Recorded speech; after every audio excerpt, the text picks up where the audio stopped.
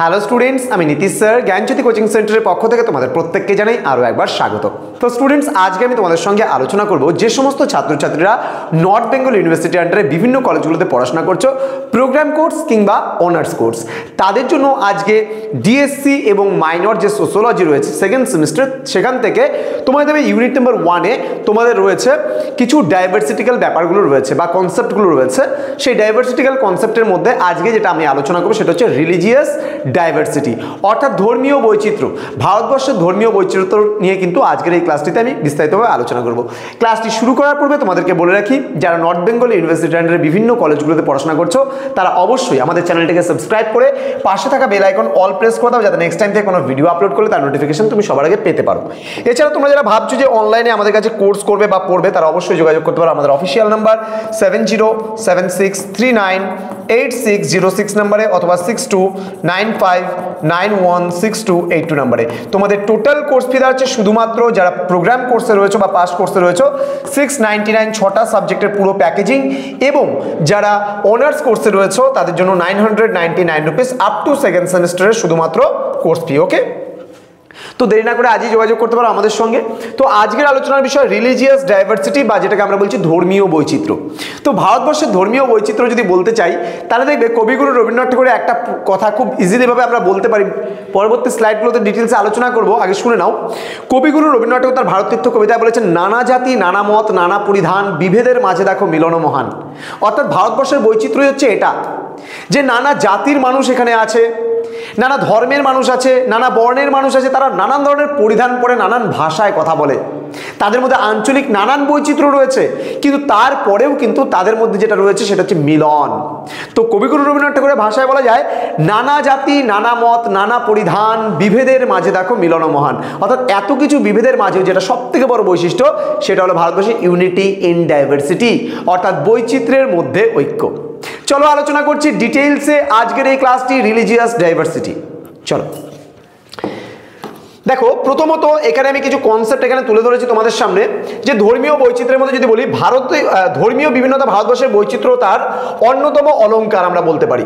ভারতবর্ষ বিভিন্ন ধর্মের কিন্তু এখানে প্রাণকেন্দ্র। যুগ যুগ ধরে নানা জাতির মানুষ এখানে এসছে, নানা বর্ণের মানুষ এখানে এসছে, নানা ধর্মের মানুষ এখানে এসছে, কিন্তু যেই ভারতবর্ষে এসছে সেই কিন্তু ভারতবর্ষের প্রকৃতি এবং পরিবেশের সঙ্গে মিলে গিয়ে এখানে যেন একাত্ম হয়ে গেছে। তো এখানে বলছে ভারতবর্ষ বিভিন্ন ধর্মের কিন্তু প্রাণকেন্দ্র।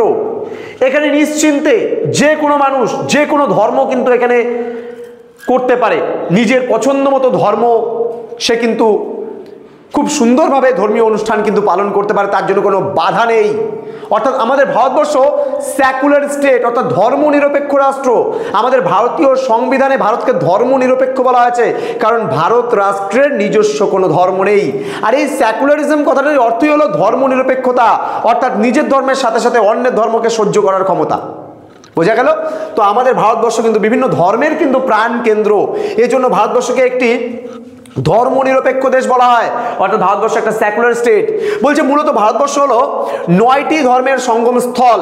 বলা হয় 9টি ধর্মের, কিন্তু কালান্তরে বিভিন্ন সংস্কৃতির লোকেদের কিন্তু আগমনের ফলে এখানে অন্য ধর্মেরও প্রসার ঘটেছে, ফলে ধর্মীয় বিভিন্নতা আরও বৃদ্ধি পেয়েছে।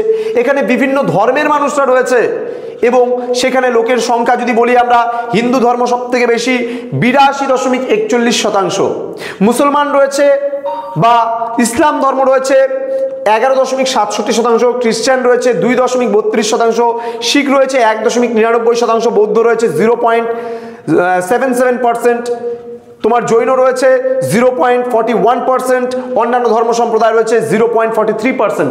এটা কিন্তু বিভিন্ন বইয়ে বিভিন্নভাবে দেওয়া আছে।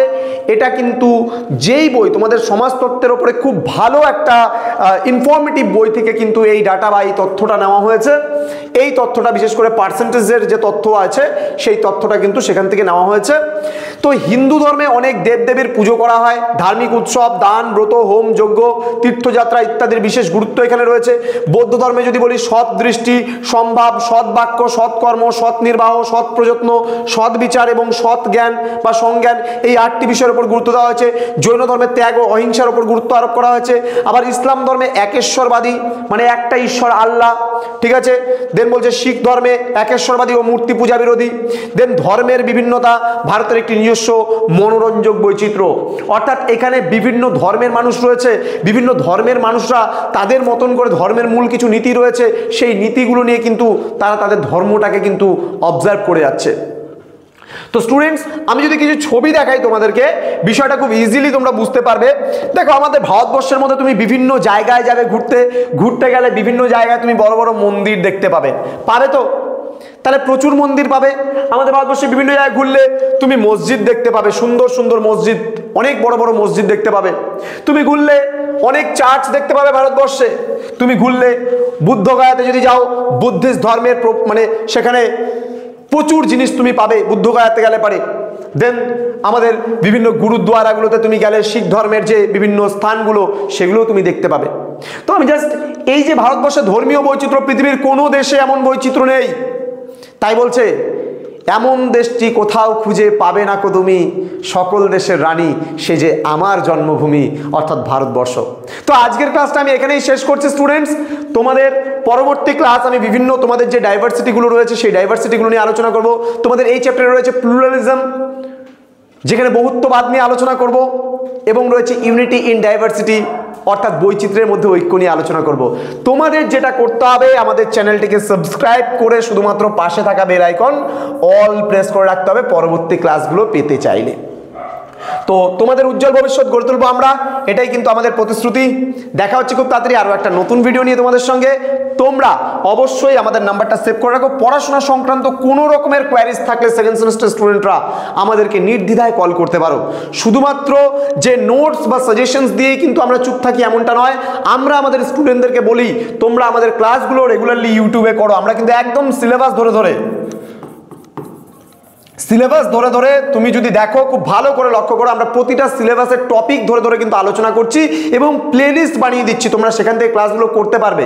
কিন্তু নোটস, সাজেশনস, প্রোগ্রাম কোর্সের স্টুডেন্টরা তোমাদের কিন্তু আমরা বলে দিচ্ছি স্পেশাল যদি নোটস, আমাদের যে এক্সপার্ট টিচাররা রয়েছে তাদের তৈরি করা যদি নোটস, একবারে নির্ভুল নোটস যদি পেতে চাও, জ্ঞানজ্যোতি কোচিং সেন্টার সাফল্যের সঙ্গে নর্থ বেঙ্গল ইউনিভার্সিটি আন্ডারে বিগত 6 বছর ধরে তোমাদের জন্য কাজ করে চলছে অনলাইনে এবং অফলাইনে বিগত 18 বছর ধরে কাজ করছে। তো স্টুডেন্টস, সময় নষ্ট না করে আজই নাম্বারে ফোন করো এবং যোগাযোগ করো আমাদের সঙ্গে। দেখা হচ্ছে আরও একটা নতুন ভিডিও নিয়ে। তোমরা প্রত্যেকেই ভালো থেকো, সুস্থ থেকো। Thank you so much, thanks for watching. After all, thank you.